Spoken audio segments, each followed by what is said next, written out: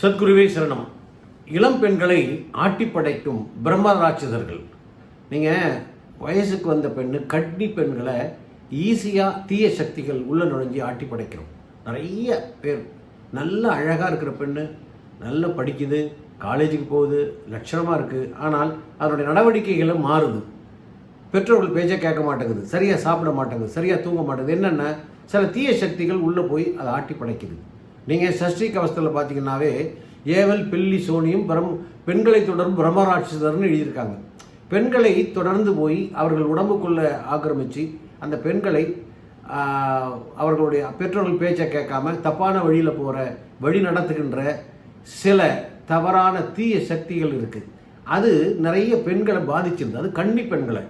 திருமணமான பெண்களுக்கு அந்த மஞ்சள் கயிறு இருக்குது, குங்குமம் இருக்குது, அது காப்பாற்றுறது, உடம்புக்குள்ளே போகாது. இப்போ உள்ள பெண்கள் குங்குமம் வைக்கிறது இல்லை, ஸ்டிக்கர் போட்டு தான் வைக்கிறாங்க. மஞ்சள் பூசி குளிக்கிறது இல்லை, மஞ்சள் எதுவும் உபயோகப்படுத்துறது இல்லை, குங்குமம் வைக்கிறது இல்லை.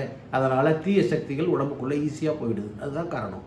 ஒரு காலத்தில் எல்லாருமே குங்குமம் வைப்பாங்க, மஞ்சள் பூசி குளிப்பாங்க, மெட்டி போடுவாங்க, கையில் மருதாணி போடுவாங்க. இதெல்லாம் தீய சக்திகள் உடம்புக்குள்ளே போகாமல் நம்ம முன்னோர்கள் சொன்ன ஒரு வழிமுறைகள்.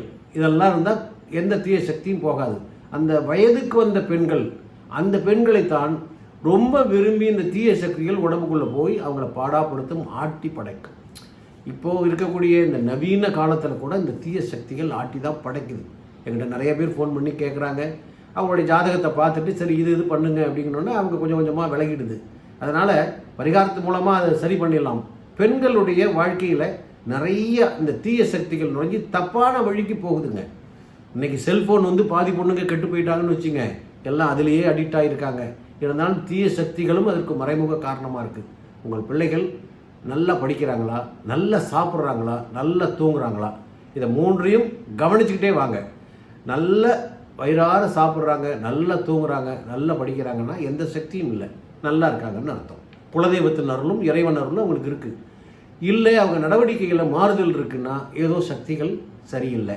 உடனே அவங்க ஜாதகத்தை வாட்ஸ்அப்பில் அனுப்புங்க, பார்த்துட்டு என்ன பரிகாரம் பண்ணுறதுன்னு நான் சொல்கிறேன். அதை செய்யுங்க. உங்கள் பெண்ணை மீட்டெடுத்து நல்ல பிள்ளைகளாக பார்த்துக்கலாம். சரிங்களா? அது உங்கள் கையில், பெற்றோர்கள் கையில் தான் இருக்குது. சப்ஸ்கிரைப் பண்ணுங்கள். வணக்கம்.